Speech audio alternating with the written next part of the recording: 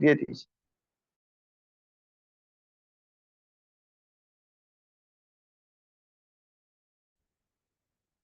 দেখো ফ্রান্সে না প্রেসিডেন্সিয়াল সিস্টেম, মানে প্রেসিডেন্সিয়াল সিস্টেম ছিল। পরে ফ্রান্সের ব্যাপারে পরে যাবো, কনফিউজ একটু যদিও চল। এটা চলে আসি আমরা secretary of state for India যেটা ছিল সেই সময়। First first secretary of state Lord Stanley, যেটা কনজারভেটিভ পার্টি থেকে বিলং করতো। মাথায় রাখবে কি প্রত্যেক, মানে ব্রিটেনতে যে secretary of state for India ছিল তার জন্য 15টা মেম্বার দেওয়া হয়েছে। ঠিক আছে, 15টা মেম্বার দেওয়া হয়েছে, ক্লিয়ার। তাকে সাপোর্ট করার জন্য 15 মেম্বার কাউন্সিল দেওয়া হয়েছিল, বুঝলে? এটা মাথায় রাখ। আর এর কাছে যে পাওয়ার ছিল সে পাওয়ার কি ছিল, বিওসি আর সিওডি যে পাওয়ার, মানে COD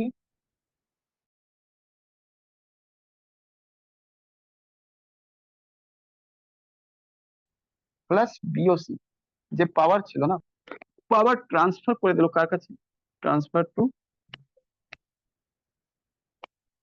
secretary of state for India. মানে এটা বুঝতে পারলে তাহলে কত পাওয়ার হয়েছে। সব পাওয়ার যত ছিল সে সেক্রেটারি অফ স্টেট ফর ইন্ডিয়ার কাছে দিয়ে দিল, মানে ভাইসরয় জাস্ট নাম মাত্র ভাইসরয় রয়ে গেল, বুঝলে কি? ওকে। ইন্ডিয়াতে তার জন্য ইনি তো থাকতো কোথায়, secretary of state for India লন্ডনে থাকতো, মাথায় রাখ। কিন্তু এর 15টা মেম্বার কাউন্সিল ইন্ডিয়াতে দেওয়া, ঠিক আছে। তো establish a 15 member, establish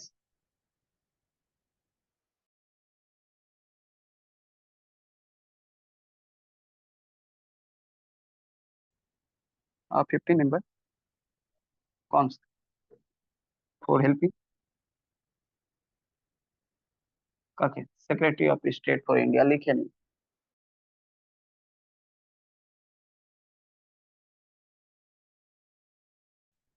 okay, 15 member. আচ্ছা, council of India, council of India that, ঠিক আছে। হুম, হুম, স্যার, কি বলো, বলো বলো বলো। সেক্রেটারি অফ দ্য স্টেট, ওটা কি কোনো ওটা ও কিভাবে পার্টি, কোনো পার্টি থেকে আসছে কিভাবে? আচ্ছা, কিভাবে পার্টি থেকে আসছে, জেনারেলি শোনো, জেনারেলি এটা ডিপেন্ড করছে একটা জিনিস কি জানো, নেহেরু গভর্নমেন্ট তৈরি করেছিল, ঠিক আছে। নেহেরু গভর্নমেন্টে কারা ছিল মন্ত্রী জানো? আমরা নেহেরুকে যতই গালাগালি দিই সেটা আলাদা ব্যাপার, কিন্তু নেহেরু এতটা লিবারাল মানুষ ছিল যিনি শ্যামা প্রসাদ মুখার্জিকে মিনিস্টার বানিয়েছে, বুঝতে পারলে কি না? উনি কিন্তু অপোজিশন, ঠিক আছে, মানে পারফেক্ট অপোজিশন নয় বাট অপোজিশন, ঠিক আছে। উনি ওনার দলের সাথে নয়, ওনার অ্যালায়েন্স, বুঝতে পারলে কিনা? কিন্তু শ্যামা প্রসাদ মুখার্জিকে মন্ত্রী করেছে, যদিও পরে রিজাইন, ঠিক আছে। সেকেন্ড জিনিস, ইন্দিরা গান্ধী যখন গভর্নমেন্ট ছিল তখন ইউনাইটেড নেশনের ডেলিগেশন হিসাবে অটল বিহারী বাজপেয়ী কে পাঠিয়েছিল, যিনি লিডার অফ অপোজিশন ছিল, বুঝতে পারলে কিনা? ক্লিয়ার আচ্ছা স্যার। কিনা, বোঝা গেল? মানেটা এটা রয়েছে। তখন গভর্নমেন্ট ছিল মনমোহন সিং 2004 সালে, চারের যে ইলেকশন পর, তখন শাহনওয়াজ হোসেন ভাগলপুরে একটা ইয়াংগেস্ট এমপি কে রিপ্রেজেন্টেটিভ হিসাবে পাঠানো হয়েছে গভর্নমেন্ট অফ ইন্ডিয়া দ্বারা আমেরিকাতে স্পিচ দেওয়ার জন্য, বুঝেছো? মানেটা কি, গভর্নমেন্ট যদি চায়, গভর্নমেন্টের কাছে এরকম কোনো বাধ্য নয় কি কাকে মিনিস্টার করবে।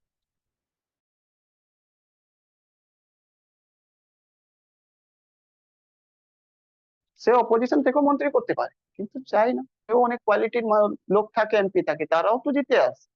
সেই রকমই একজনকে করতে হবে। এবার দেখো একটা জিনিস বললাম, ক্যাবিনেট র্যাঙ্কের মিনিস্টার, তো ক্যাবিনেট র্যাঙ্কের মিনিস্টার কি দেখো হতে কে পারে সেটা আলাদা ছিল, যদিও তখন কনজারভেটিভ পার্টি ছিল ক্যাপাসিটিতে, তো কনজারভেটিভ পার্টি থেকে একজনকে মন্ত্রী বানিয়ে দিল, কিন্তু সে চাইলে লেবার পার্টি থেকেও বানাতে পারবে, অসুবিধা কিছু নেই। কারণ মন্ত্রী তো ক্যাবিনেট র্যাঙ্কে, তাকে ক্যাবিনেট র্যাঙ্ক দিয়ে দেওয়া হবে। ক্যাবিনেট র্যাঙ্ক তো লিডার অফ অপোজিশনও হয়।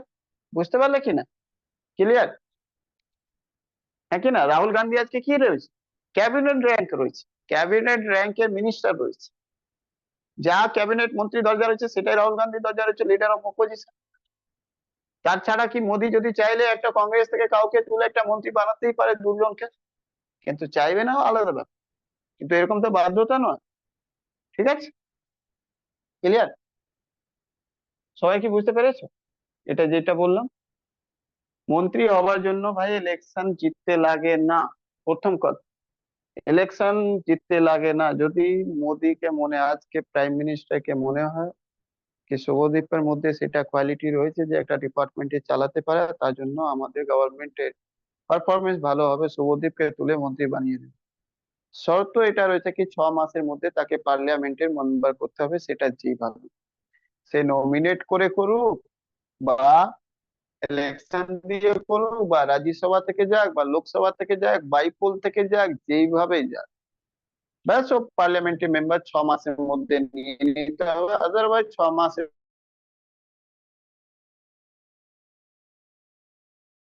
পর তার মন্ত্রী শেষ হয়ে যাবে। বুঝলে কি?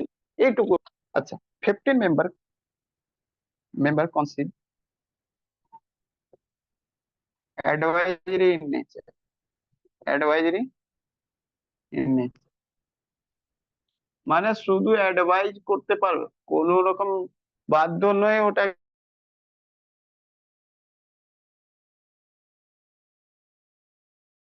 সেক্রেটারি অফ স্টেট কি তার সব রিকমেন্ডেশন কে মাথায় রাখবে। 15 মেম্বার যে কাউন্সিল হয়েছে, তার যে চেয়ারম্যান হবে, চেয়ারম্যান,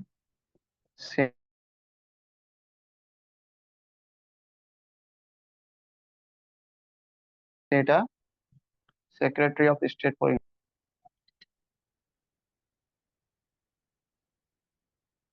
এবার বলো, এইসব দিয়ে আমাদের কনস্টিটিউশন বানাতে কি পুরো সুবিধা হচ্ছে ওই।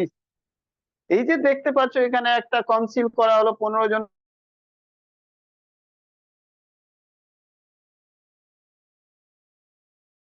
মেম্বারের কাউন্সিল করা হলো, তার মধ্যে চেয়ারম্যান কাকে রাখা হলো?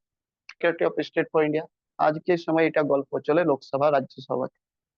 কোন জায়গায় যান, যখন কোনো পার্লামেন্টারি কমিটি কিছু করা হয়, কোন রকম কমিটি তৈরি করা হয়, আর তার মধ্যে যদি মেম্বার রয়েছে প্রধানমন্ত্রী মানে প্রাইম মিনিস্টার, তাহলে প্রাইম মিনিস্টার ন্যাচুরালি ওই ডিপার্টমেন্টের মানে ওই কমিটির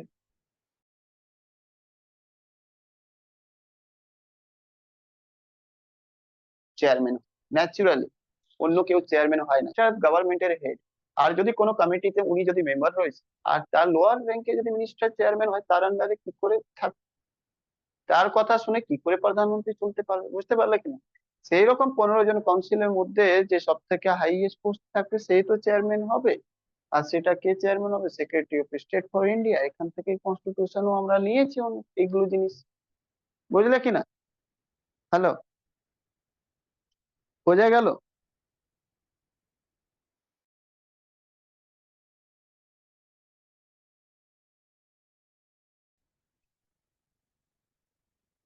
সবাই যাচ্ছে কেন আজকে? আচ্ছা, আর একটা জিনিস শুনে রাখতে, এই কনস্টিটিউশনের মধ্যে একটা জিনিস আরো করা হয়েছে। সেটা কি? 1860 সালে ফার্স্ট টাইম, ফার্স্ট টাইম, ঠিক আছে, 1860 সালে first time income tax collection শুরু করা হয়েছে। First budget introduced by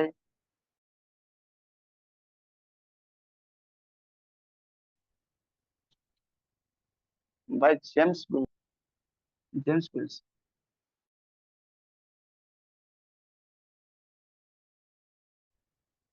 James Wilson একটা জিনিস আরো লিখে রাখে। জেমস উইলসন ফার্স্ট মানে idea of idea of tax collection, মানে tax, sorry, income tax, income tax given by James Wilson. নাম মনে রাখো, পরীক্ষাতে ছাপা রয়েছে কোশ্চেন। 1860 সালে প্রথম হলে ফার্স্ট বাজেট কে ইন্ট্রোডিউস করেছিল ইন্ডিয়াতে? James Wilson. ঠিক আছে, কবে করেছিল? 1860 সালে। ঠিক আছে, 1860 সালে। তোমাকে জিজ্ঞেস করবে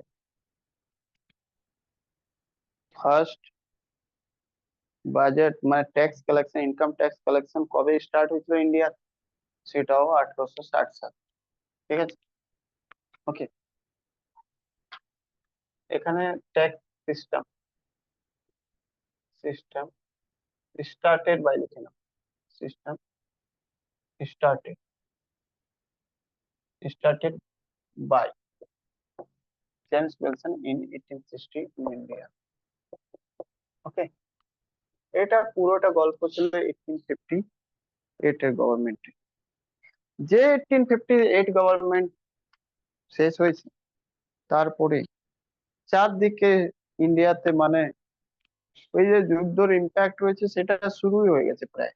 গভর্নমেন্ট কে পুরো লিবারাল যারা রয়েছে তার ন্যাশনালিজম আইডিয়া পুরো স্প্রেড করতে শুরু করেছে। তার মধ্যে সব থেকে ইম্পর্টেন্ট ফিগার ছিল সুরেন্দ্রনাথ ব্যানার্জি আর দাদা ভাই নৌরোজি তা আরো ভালো করে এদেরকে মানে বুদ্ধি এদেরকে শেখাতে শুরু করে দিল। এ বললো আমি বাজেট এনেছি, দেখো বাজেট তোমাদেরকে ইন্ট্রোডিউস করলাম। দাদা ভাই নৌরোজি বললো দেখো আমিও তোমাদের কাছে ইন্ডিয়ার পার ক্যাপিটা ইনকাম দেখাচ্ছি কতটুকু রয়েছে, এইসব দেখো। তারপর বললো এইটুকু পার ক্যাপিটা ইনকামের কারণটা কি জানেন? Drain of wealth.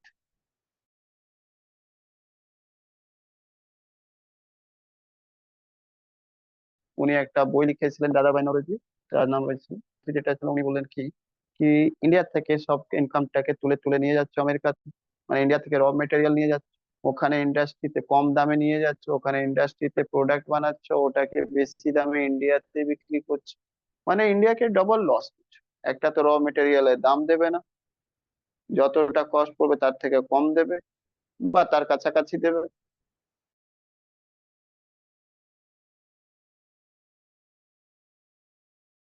আর তারপরে তুমি ওখানে গিয়ে ইন্ডাস্ট্রিয়ালাইজেশন করেছো আর এখানকার ম্যাটেরিয়াল নিয়ে করবে আর মাল তৈরি করে এখানে ইন্ডিয়াতেই পাঠাবে।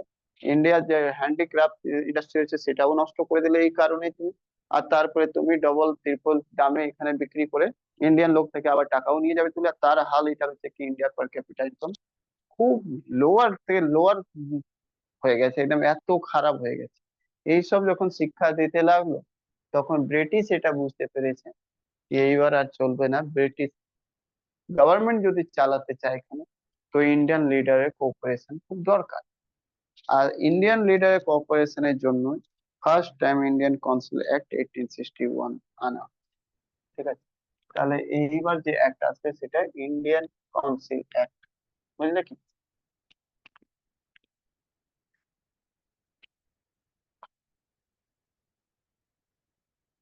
ইন্ডিয়ান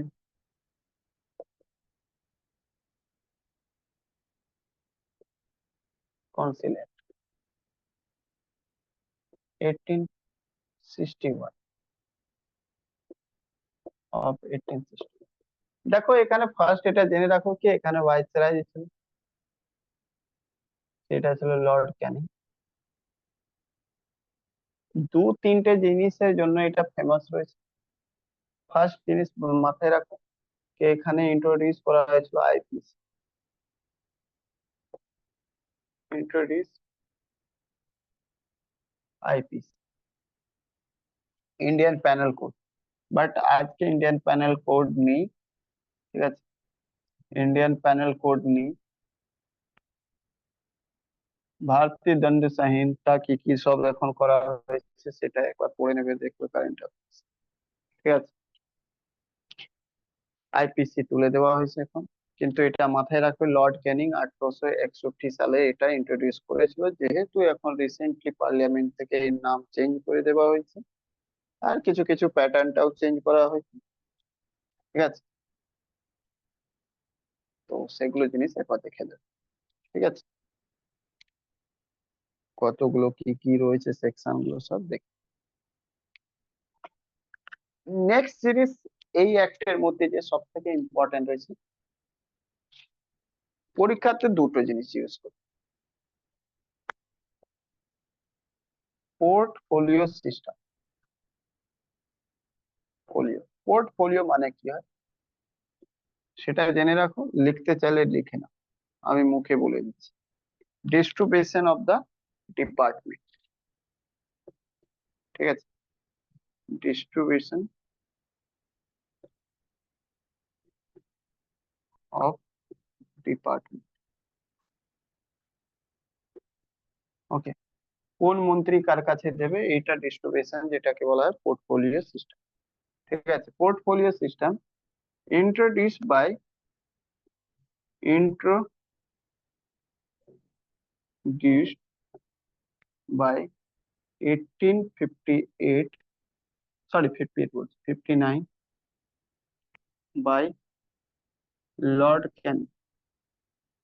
মাথায় রাখবে দুটো জিনিস, and it recognized it recognized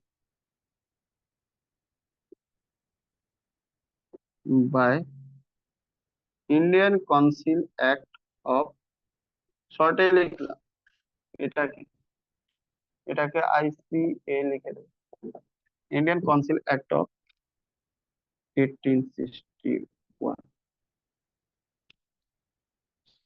মানে এটা দেখো, word recognise is the important, introduce যখন বলবে তখন এটা। তো দুটো লাইন তোমরা মনে রাখো, একটা পোর্টফোলিও সিস্টেম কি রয়েছে, distribution of department, second introduce কবে করা হয়েছে, এত সালে, বাই লর্ড ক্যানিং, আর রিকগনাইজ কবে করা হয়েছে, রিকগনাইজ কবে করা হয়েছে ইন্ডিয়ান কাউন্সিল অ্যাক্টে। তো কোশ্চেন ঘুরিয়ে তোমাদেরকে আছে, ইন্ট্রোডিউস কবে করা হয়েছে ওখানে লেখা থাকবে ইন্ডিয়ান কাউন্সিল অ্যাক্ট, ভুল হয়ে যাবে, ইন্ট্রোডিউস ইন্ডিয়ান কাউন্সিল অ্যাক্টে নয়, recognise by Indian council act. ঠিক আছে, রিকগনাইজ করা হয়েছে ইন্ডিয়ান কাউন্সিল অ্যাক্ট। ঠিক আছে,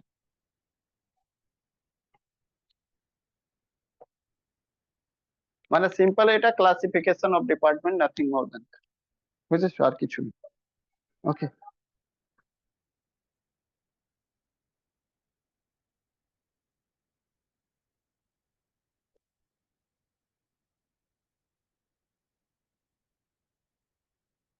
আচ্ছা, এই অ্যাক্ট দিয়ে কি করলো, বললো Indian need Indian cooperation, need Indian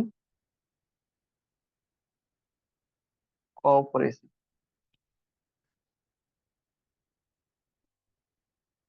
for that three Indian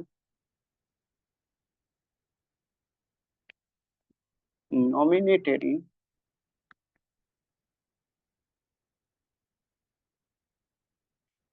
Indian Legislative Council, Indian or Central Legislative Council।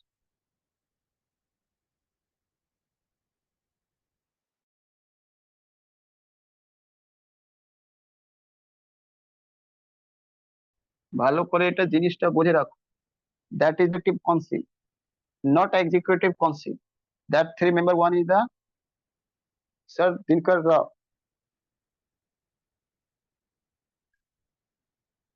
Raja of Banaras,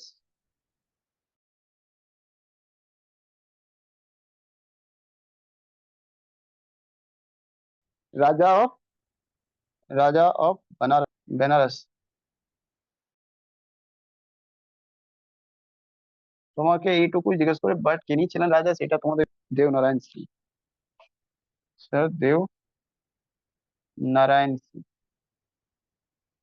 Narayan Singh, but এটা জিজ্ঞেস করে না, জিজ্ঞেস শুধু করে রাজা অফ বেনারস।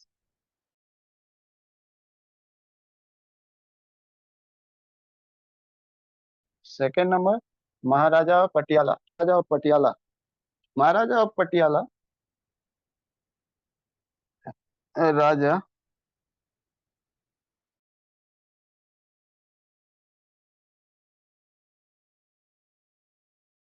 অফ পাটিয়ালা। এটা যেটা রয়েছে পাটিয়ালা, মহারাজা অফ পাটিয়ালা, পাঞ্জাবে রয়েছে মহারাজা, পাঞ্জাবকে মহারাজা বলা হতো। আর ওই মহারাজার নাম ছিল নরেন্দ্র সিং। ঠিক আছে, নরেন্দ্র সিং।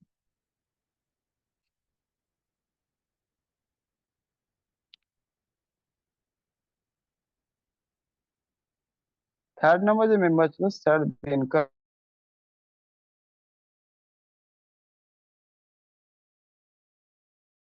রাও। স্যার দিনকর রাও কে ছিলেন?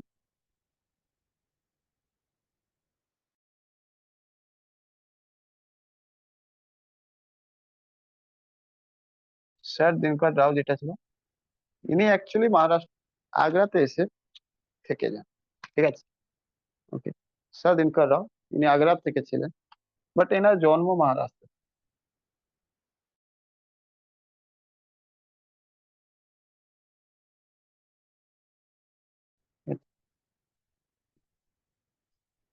ঠিক আছে, এই তিনজনকে সেন্ট্রাল লেজিসলেটিভ কাউন্সিলতে জায়গা দেওয়া হয়েছে। মাথায় রাখবে এক্সিকিউটিভ কাউন্সিলতে নয় কিন্তু। ঠিক আছে,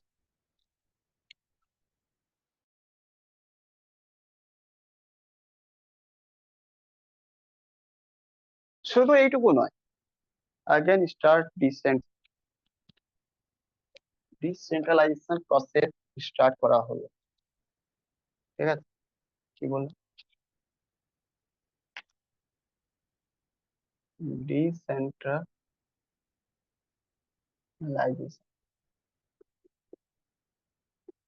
প্রসেস স্টার্টেড। সেন্ট্রালাইজেশন মানে এক জায়গায় পাওয়ার করে দেওয়া, অ্যাকুমুলেট করে দেওয়া, যেটা বেঙ্গল রেগুলেটিং অ্যাক্ট থেকে শুরু হয়েছিল। গভর্নর জেনারেল অফ বেঙ্গল কাছে পাওয়ার দিয়েছিল,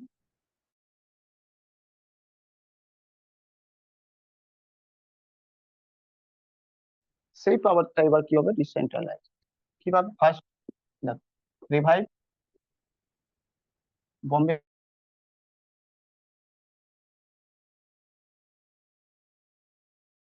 and Madras, Bombay and Madras legislative legislative power. ঠিক আছে, বোম্বে আর মাদ্রাসকে লেজিসলেটিভ পাওয়ার থেকে ডিপ্রাইভ করা হয়েছে 1833 সালে, আবার রিভাইভ করে দেওয়া হয়। সেকেন্ড নাম্বার, সেকেন্ড নাম্বার এখানে রয়েছে বেঙ্গল। বেঙ্গল আগে হেড ছিল, পরে তো বেঙ্গল শেষ হয়ে গেল, India governor general of India হয়ে যায় 1833 সালে। তো বেঙ্গলও বাদ চলে গেল। ঠিক আছে, বেঙ্গলটাও বাদ চলে গেল। তো বলো বেঙ্গল যখন বাদ গেছে তো বেঙ্গলকে আবার অ্যাড করতে হবে। মানে একে তো লেজিসলেটিভ পাওয়ার দিল, তারপর বেঙ্গলকে লেজিসলেটিভ পাওয়ার দিল, বেঙ্গলতে লেজিসলেটিভ পাওয়ার দিল। ঠিক আছে, লেজিসলেটিভ পাওয়ার মানে কি, ওখানে বিধানসভা দিল, লেজিসলেটিভ পাওয়ার দিল।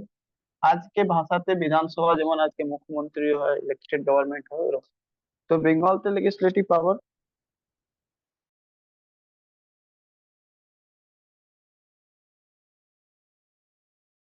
1862 সালে দিল, 1862 সালে।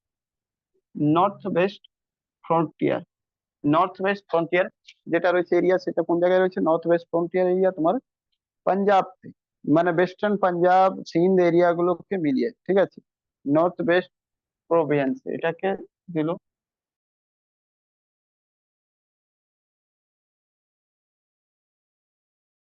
এখানেও দিল লেজিসলেটিভ পাওয়ার। কবে? 1864। পাঞ্জাবকে পাওয়া দিল, যদিও এই একটে নয়, পাঞ্জাবকে অন্য একটে দেওয়া হয়েছে 1892, বাট লেখা হয়েছে এখানে পাঞ্জাবতে 1800, সরি 1897 সালে লেজিসলেটিভ লেজিসলেটিভ পাওয়ারকে রিভাইভ করলো। মাথায় রাখ। ঠিক আছে, কোন কোন সময়তে কোথায় করলো, আর এইগুলোতে 1861তেই লিখে দেওয়া হবে। ঠিক আছে, তো বোম্বে আর মাদ্রাসকে 1861 সালে রিভাইভ করলো, বেঙ্গলকে 1862 সালে নতুন করে লেজিসলেটিভ অ্যাসেম্বলি দিল, আর এখানে নর্থ ওয়েস্ট ফ্রন্টিয়ার প্রভিন্স 1864 সালে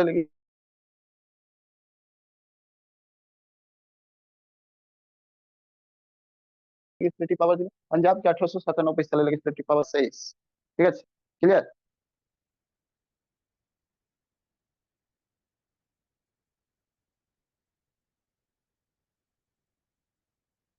একটা আর জিনিস মাথায় রাখো, লাস্ট ওয়ান এর মধ্যে যেটা রয়েছে সেটা রয়েছে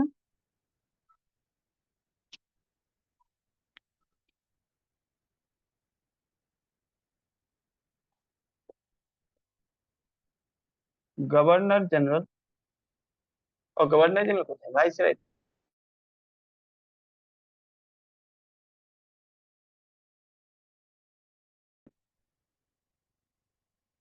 ভাইসরয়ের কাছে power of ordinance issue.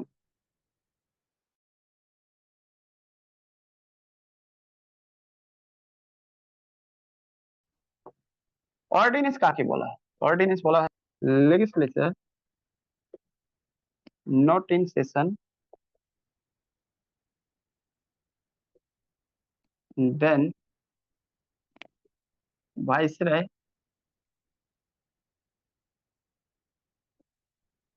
issue an ordinance on important importance issue which were same as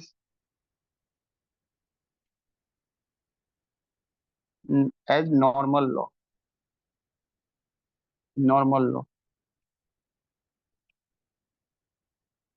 Its validity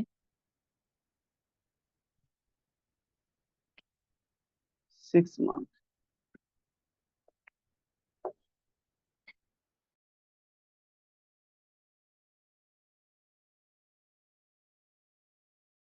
মানে যখন যদি লেজিসলেচার সেশনতে নেই, মানে লেজিসলেচার ল বানানো হচ্ছে না, বাট কোনো সামনে ইম্পর্টেন্ট ইস্যু চলে এসেছে,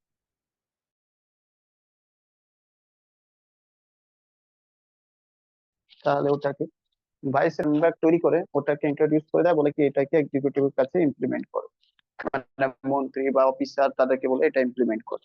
ওটা পুরোপুরি নিয়ম মতনই কাজ করে। তুমি মনে আছে ফার্মার ল যখন তৈরি করা হচ্ছিল তার আগে অর্ডিনেন্স এনেছে গভর্নমেন্ট, আর সব থেকে বেশি এখন অব্দি বিজেপি গভর্নমেন্টে অর্ডিনেন্স আনা হয়েছে। অর্ডিনেন্স আনলে সুবিধা কি? কোনো ল বানাতে হবে, শোনো তখন তো বলতো সেশন যখন নেই, এখন কি হয় জানো, এখন সেশন থাকলো না থাকলো এসব কিছু না, গভর্নমেন্টের কাছে মেজরিটি নেই, দেখে কি কোনো রকম বাওয়াল হবে, লোকসভাতে রাজ্যসভাতে পাস হবে না, বিল দেরি হবে, আর এটাকে আমি চেক এন্ড ব্যালেন্স করে দেখে নিই কি এটা কেমন কাজ করবে কি, বাস তাড়াতাড়ি গিয়ে গিয়ে অর্ডিনেন্স ইস্যু করে দিই। বুঝেছো? আম্বেদকর বলেছিল যতটা ডেমোক্রেটিক কান্ট্রিতে অর্ডিনেন্স একটা সাইন হয়, সাইন, পাপ, মহাপাপ, গ্রেট সাইন। বুঝলে? তাও দিচ্ছি এটা মহাপাপ তোমাদেরকে, কেন?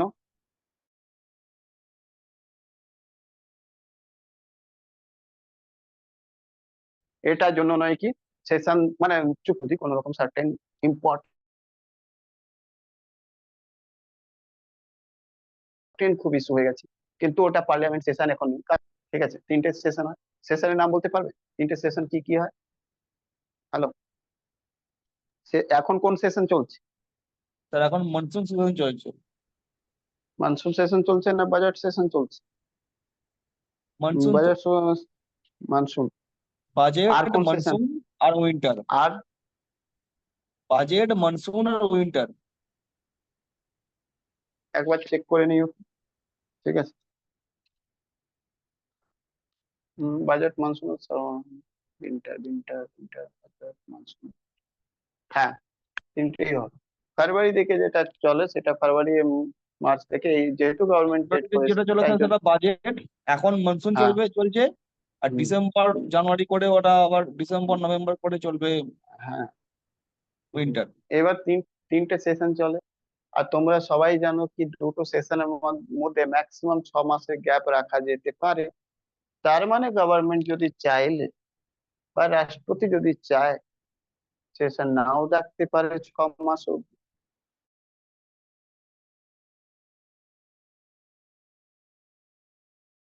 আর সেই 6 মাস অবধি এমন তো অনেক সময় আসতে পারে, কোন কিছু রয়েছে কি যেটা উইথিন দা 15 আর 1 মাসের মধ্যে ল বানাতে হবে, না হলে খুব হজপচ হয়ে যাবে কন্ডিশন দেশে। তো সেইরকম সিচুয়েশনে একটা গভর্নমেন্ট কি করবে, তাড়াতাড়ি একটা অর্ডিনেন্স নিয়ে আসে, অর্ডিনেন্সের উপর অর্ডিনেন্স উপর রাষ্ট্রপতি দিয়ে শাসন করিয়ে নেয়, মানে সাইন করিয়ে নেয়, আর ওটা একদম নর্মাল ল হয়ে যায়। তারপরে বলে কি এটা ইমপ্লিমেন্ট করছি, 6 মাস অবধি করব, যদি 6 মাসের মধ্যে তার উপর ল বানিয়ে দিই তাহলে তো কন্টিনিউ হয়ে যাবে, আর যদি ল না বানাতে পারি তাহলে ওটা ডিসকন্টিনিউ। কিন্তু তারপরেও আরো 6 সপ্তাহ থাকে সময়, সেটা পরে বলবো কেন থাকে, কি কারণে থাকে।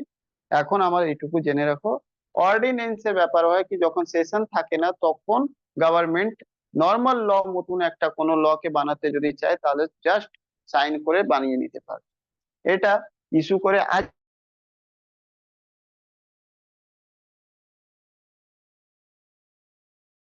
আজকের সময় প্রেসিডেন্ট ইস্যু করে অর্ডিনেন্স, আজকের সময় প্রেসিডেন্ট ইস্যু করে দেশের ক্ষেত্রে আর্টিকেল 123 দিয়ে।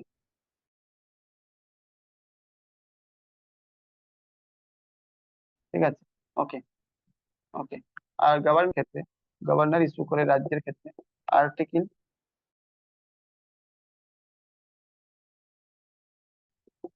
213।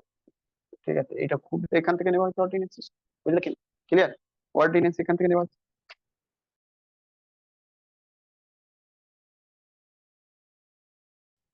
এই গল্পটা মোটামুটি আমরা শেষ করে দিলাম 2061 বার। ঠিক আছে।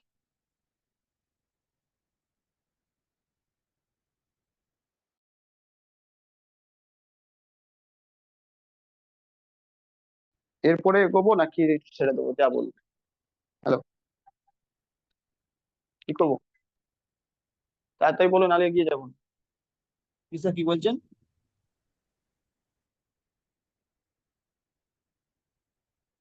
হ্যালো। আরো করাবো না আজকে ছেড়ে দেবো? এই টপিকটা ইন্ডিয়ান কাউন্সিল অ্যাক্ট অব্দি শেষ হয়েছে, তার এগোবো আজকে, আর করাবো কিনা সেটা বল। ছেড়ে দিন স্যার, আজকে ছেড়ে দিন। এই কালকে পিয়ালি তোমার ক্লাস আছে, রেকর্ডিং করবে কিনা? রাখি, তুমি কালকে ক্লাস করবে কি? হ্যাঁ স্যার, আমি ক্লাস করবো এবার থেকে।